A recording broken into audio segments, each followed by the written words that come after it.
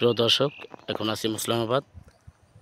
এখন একটা যে সিজন দেখা যাচ্ছে, এই সিজনে এই ধান লাগানো নাই। এখন হলো যার যার মতো ধান কেটে যার যার বাসায় নিয়ে যাবে। আর এখানে আপনারা দেখতে পাচ্ছেন নতুন করে একবার ধান কেটেছে, আবার নতুন করে তার ধান লাগিয়ে দিয়েছে।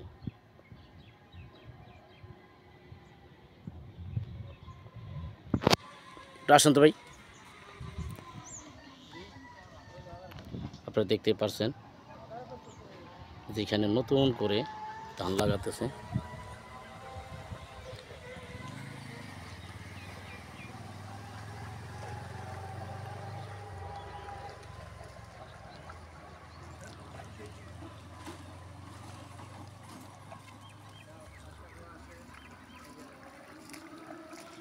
ভাই আসসালামু আলাইকুম।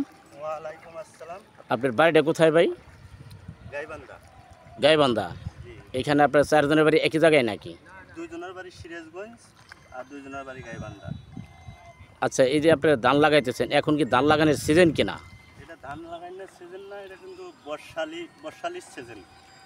বর্ষালি ধান। এখন যে ধানগুলো লাগাইতেছেন, এই ধানগুলো কি মেশিনের সাহায্যে কি এটা বাঁচানো হবে নাকি? এই ধানগুলো কিভাবে জীবিত হবে?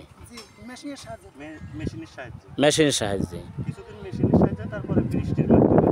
তাহলে এই হলো এখন বর্তমান যে সিজন, এই সিজনে ধান লাগানো নাই, তারপরেও আপনারা লাগাতেছেন। এখন মেশিনের সাহায্যে পানিগুলো দেওয়া হবে এবং আল্লাহর কুদরতি পানি যদি আসে তাহলে আলহামদুলিল্লাহ। এই তো আপনারা কেমনি কি কাজ করছেন রোজে নাকি? আপনাদের বাড়ি কোথায়? গাইবান্ধা। গাইবান্ধা। এই যে আপনাদের গাইবান্ধা থেকে আসছেন, আপনাদের কি কোনো ভিজিটিং কার্ড আছে সাথে? গত পরশু শ্যামনগর এই আপনার মতোই একজন অজ্ঞাত লোক দুইজন আসছিল, ট্রাক চাপায় মারা গেল। তার কোনো রকম কোনো আইডি কার্ড না থাকাতে এখন সেই লাশটা পড়ে রয়েছে মানিকগঞ্জ মর্গে। কোনো ঠিকানা নেই। আপনাদের উচিত প্রত্যেকটা লোকের একটি করে আইডি কার্ড পকেটে রাখা। আল্লাহ না করুক, বিপদের তো কোনো হাত পাও নেই। আপনার নামটা কি ভাই জানতে পারি? এই জায়গায় কতদিন আগে আসছেন? আগে পরে কি এখানে কাজ করছেন?